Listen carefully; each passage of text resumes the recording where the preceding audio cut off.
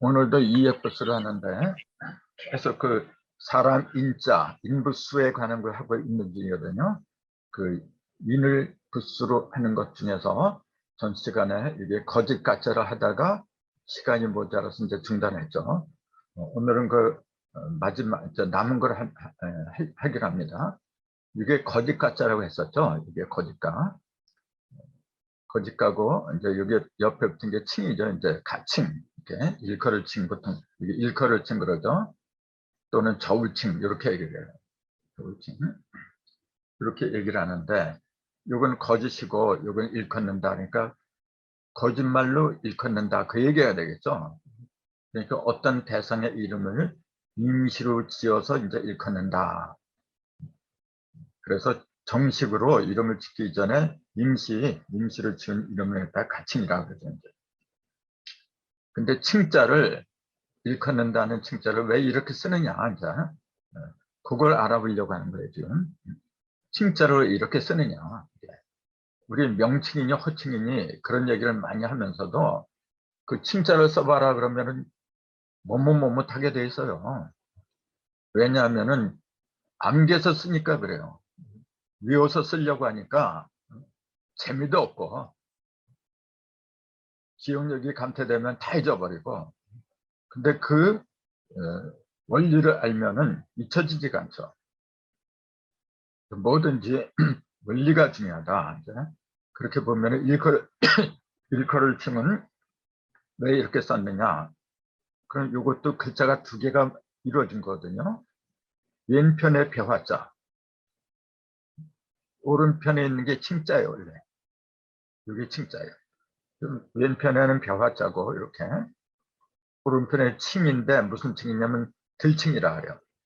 이 들은 뭐냐면은 손으로 들었다 그 얘기예요. 벌판을 마른 게 아니고 손으로 무거운 걸 들었다 이제 그런 얘기예요. 그러면은 들칭자 이제 벼화자는 쉽잖아요. 이렇게 나무목에다가 이렇게 삐침벼를 했죠. 이렇게 풀이 나무는 이제 그 풀인데 그 벼나무 이제 옛날엔 벼나무라 그랬어요. 벼나무가 크게 이제 머리가 휘날리는 거죠. 이건 뭐냐면은 익은 벼죠. 이게 벼가 익으면 무거워요. 그래서 밑으로 이렇게 축 처져서 흔들흔들 되는 그 모습을 그린 게 이게 벼라고 그랬죠. 이제는. 근데 벼자는 이제 쉬운데 칭자가 어렵죠. 이제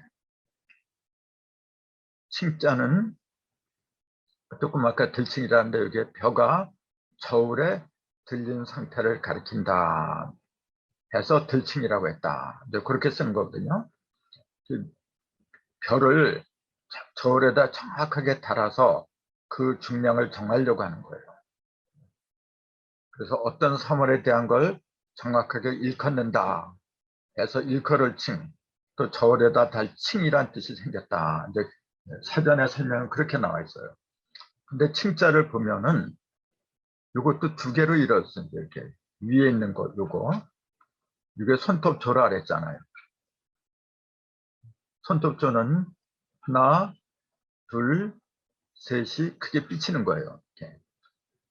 삐친다고 하는 건 뭐냐면 비친다는 뜻도 되고 비치다.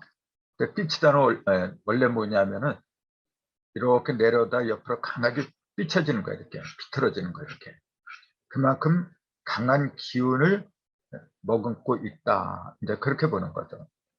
근데 하나, 둘, 셋, 천지인을 세우고서 그것을 다 강하게 그 삐치는 것이 손톱이다. 이제 그렇게 본 거죠. 그럼 여러분 손톱을 보세요. 손톱은 단단합니다. 그래서 손톱이 없으면은 이 손가락이 상처를 많이 입을 거야. 그러니까 손톱은 무슨 역할을 하는 거냐면은 요 세 개의 선극을 갖다가 보호하는 역할을 해주더라. 이제 그렇게 보는 거죠. 네. 한의학에서는 요 손톱을 갖다가 간의 기운을 본다. 그렇게 얘기를 하죠. 네. 간이 이제 목이니까 목이라고 하는 건 뭐냐면 기운을 가리키는 겁니다, 여러분. 오행 중에서 기운이 가장 강한 게 뭐냐 그러면은 목입니다.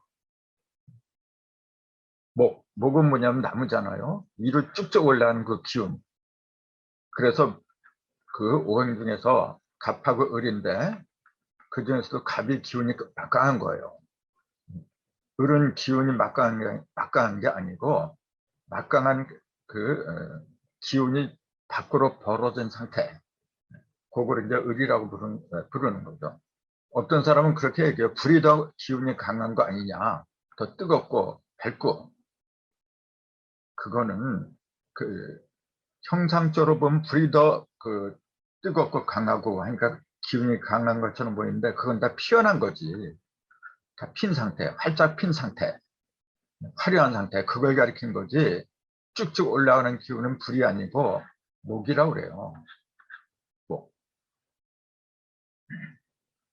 네. 그래서 우리가 오행을 기본부터 알아야 된다는 얘기가 이제 이런 것도 제대로 간파를 못하기 때문에 이제 드린 말씀이죠. 아무튼 손톱조는 강한 거죠. 그 다음에 이게 염자예요. 이게 나아갈 염 또는 부드러울 염. 수염할 때도 이렇게 써놓고 수염할 때는 여기다 이렇게 세 가지 터럭을 이제 붙이면 수염염자가 되는데 이 나아갈 염을 나아간다는 것 갖다가 왜 이렇게 염이라고 했느냐 하면은 이 염자도 이렇게 보면은 여기 염이잖아요. 여기 염. 근데 이게 요렇게 클경자 이게 클경자하고 여기 흑토자 있잖아요. 흑토자가 겹친 거예요. 클경자에다가 흑토자를 갖다 이렇게 집어넣은 거예요. 이렇게. 이게 염이라죠. 그게 왜 부드럽게 나간다 그런 뜻으로 됐을까요? 흑토자니까 그래요. 흙은 부드러운 거거든. 흙이 딱딱하게 굳으면은 생물체가 살 수가 없죠. 그 속에서 벼가 어떻게 자라고 식물이 어떻게 자라요? 벼는 항상 부드러워야 돼요. 적당히 물이 있어야 되고 물이 없으면은 토 속에 물이 없으면 그건 메마른 사막이나 마찬가지거든요. 그래서 생물체가 살 수가 없어요. 그래서 토는 반드시 물을 갖다가 머금어야 돼. 그래서 이거 갖다 토국수라고 하는 거죠. 이렇게 토는 물을 이겨야 되는 거예요. 토가 물을 이기지 못하면은 토가 자기 속에다가 물을 갖다가 저장을 시킬 수가 없어요. 그 물이 없는 흙은 조금 아까 말씀드린 것처럼 다 날아가 버려요. 날아가 버리고 쓸 수가 없어요. 그래서 토는 음과 양이 합했다 이제 그렇게 얘기하잖아요. 중성이다 이제 그렇게 얘기를 하는데 이게 10과 1이 합한 10의 정도의 상징이기 때문에 그렇더라. 이제 그렇게 보는 거죠. 근데 요거는 멀경자, 클경자 이렇게 하면은 입구자라 그랬죠. 입구자는 뭐냐면 사방을 다 닫아버린 거예요. 이게 지금 다 닫아버리니까 단단한 거죠. 이게. 근데 멀경자는 뭐냐 여기를 튀어버렸어요. 그러니까 이거는 수건 또는 커다란 보자기 그런 거하고 같다 이렇게 보는 거예요. 위에서부터 이렇게 내려오면서 밑에 있는 걸 싸야 되니까 싸려면 여기 막아버리면 안 되잖아요. 그래서 밑에 있는 모든 걸 보호하는 상징이 이 글자예요. 이거. 그래서 이 글자가 들어간 거 굉장히 많아요. 예를 들자면 여기다가 들입자를 이렇게 써요. 그럼 이게 안 내자잖아요. 이게. 네. 예. 예를 들자면 다시 또 다른 예를 들자면 일이 그 빛을 갖다 이렇게 좌우로 벌어지게 하는데 그거 갖다 이렇게 싸고 있는 게 있어요. 이렇게. 이게 불꽃병자예요. 이때 이름 뭐냐면은 세계가 하나 된 일을 말하는 거죠. 세계가 하나 된 일에서 양과 음이 이렇게 벌어지는 거예요. 그걸 갖다가 보자기로 크게 쌓았어. 그러니까 그 속에는 막강한 음과 양이 서로 부딪히더라. 부딪히면서 불꽃을 일으키니까 불꽃병 또는 남력병이다. 이제 그렇게 얘기를 하는 거죠. 아무튼 이렇게 밑을 터지게 한 거하고 이렇게 막은 거하고 차이가 있다는 거죠. 근데 이렇게 이걸 클경, 빌경, 여기에 비었으니까 빌경, 멀경 이렇게 얘기를 하는데 거기에다가 흑토자를 이렇게 집어넣은 게 부드럽다.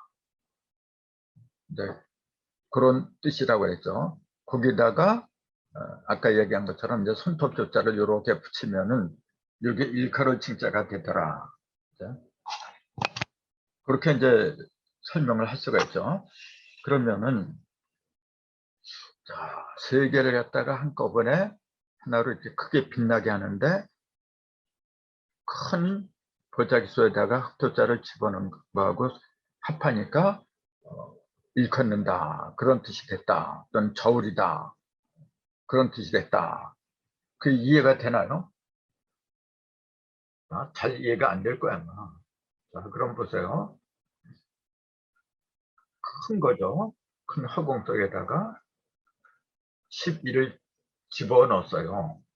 11은 뭐냐면은 요거는 음과 양이 합한 거죠. 그래서 4방, 5방으로 이렇게 퍼지는 거고 요거는 각각 흩어지는 거고 요거 1차 10건 무게가 3이고 요거 1차 3개 이제 그런 거예요. 음량이 모이고 흩어지고 하는 그 이치를 갖다가 집어넣고 그걸 갖다가 삼극을 하나로 단단하게 묶어버린 빛나게 하는 손톱 숫자를 위에 붙이면은 전체적으로 어떤 의미가 되죠? 음양 삼극을 갖다가 어떻게 하는 거죠? 단단하게 이렇게 해서 그 비치게 빛나게 한다 이제 그런 뜻이죠. 그걸 갖다가 저울에 단다 이제 그런 거하고 연결시킨 거죠. 이제 도대체 음양과 삼극의 가치가 얼마나 되느냐 그런 걸 갖다 손으로다가 손톱이니까 손으로다가 이렇게 계량한다 이제 그런 뜻하고 연결되는 거죠. 이게 그래서 요 글자가 들어가면 쉽게 저울칭해로 알아듣는 게 제일 낫습니다. 저울은 중량을 다는 거잖아요. 그게 일컫는다고 연결이 됩니다. 뭘 일컫는다는 거는 정확하게 그 의미를 갖다가 그 속에 담긴 의미를 갖다가 정확하게 표현을 한다. 이제 그거하고 연결된 얘기잖아요. 그래서 여기다 벼화자를 이렇게 붙이면 이제 벼의 무게를 갖다가 벼의 무게 그거 갖다 정확하게 단다. 저울에다 단다.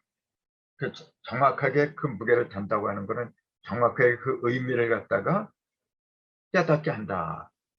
일컫는다. 해서 일컬을 칭으로 정착이 되지 않았는가. 이제 그렇게 보는 거죠. 이제. 그래서 칭자는 그 정도로 설명하면 될 것 같고, 그다음에 거짓 가짜에 대해 이게 발자죠. 이게 이제 이발할 때 이발관 할 때 이발 머리발자죠. 이게 머리발인데 이제 털옥발 보통 털옥발 그런데 털이란 얘기예요. 그래서 이 발자 머리를 왜 이렇게 쓰느냐 이제 그런 거 이제 알아보는 시간이죠. 이제 이것도 크게 두 가지로 이루어졌어요. 위에 있는 요거 그걸 갖다 이렇게 썼죠. 요거 이렇게 표라래 이게 이제 머리털이 드리워질 표 이렇게 얘기를 해요. 그 다음에 밑에 있는 거 요게 발자예요. 요게 그래서 발이라는 털옥발이라는 그 발음은 밑에 있는 이게 발이기 때문에 거기서 나온 거예요. 그렇게 음을 갖다 빌림 갖다가 형성 문자 그러죠. 소리성자 형성 문자죠. 이거는 지금. 근데 요게 표라는 사실도 대부분 잘 몰라요. 이게 발이란 것도 잘 모르고 또 그러니까 그 이발할 때 이자는 그때 이자는 이제 다스릴 이자 이렇게 쓰죠. 이렇게. 이걸 이치라고 보통 그렇게 많은 사람들이 알고 있는데 원래는 다스릴 이자죠. 예. 이발 그러면 머리털을 다스린다. 이제 그렇게 되는 거죠. 근데 이발을 갖다가 한자로 써봐라 그러면은 못 쓰는 사람들이 굉장히 많을 거예요, 아마. 예를 이용실이다. 그러면 여기 얼굴 용자를 이렇게 써요. 이렇게. 이용할 때도 용자가 이 다스릴 자예요. 그때. 근데 미용실 할 때는 아름다운 일자를 쓰는 거고, 근데 용자는 많이 알아요. 근데 머리카락 발을 써라 그러면은 거의 다 못 써요. 왜냐하면 어려워서 그래요. 근데 가만히 보면 어려운 게 하나도 없어요. 자, 요거 표라 그랬죠, 이게. 요 표자를 가만히 보세요, 이게. 왼편하고 오른편으로 갈라져요, 이것도. 왼편에 있는 거는 다 알잖아요, 이거. 길장자, 이게. 길장자. 그 다음에 오른편에 있는 거는 세 개가 삐쳤죠. 이건 3이라 그러죠, 원래. 근데 털억삼 그래요. 털삼, 그렇게 얘기를 하는 거죠. 그래서 이렇게, 이런 글자가 들어가면 털을 말해요, 거기다가. 예? 그래서 길장자하고 털억삼이 합했으니까 긴 털, 긴 머리털, 그렇게 본 거예요. 그러니까, 아, 이게 머리카락을 가리키는구나. 긴 머리카락을 가리키는구나. 그러니까 머리털이 드려져, 이렇게 내려뜨려진 그 표자, 그거 갖다 표라고 하는구나. 어려운 거 아니잖아요. 네? 긴 머리털을 가리킨다. 그 다음에 발자, 이게 달릴바인데, 달릴발은 이게 본래 개견자에서 온 겁니다. 이게 이렇게 썼잖아요. 개견이 이렇게 한 모습이야. 여기 지금 개견자예요.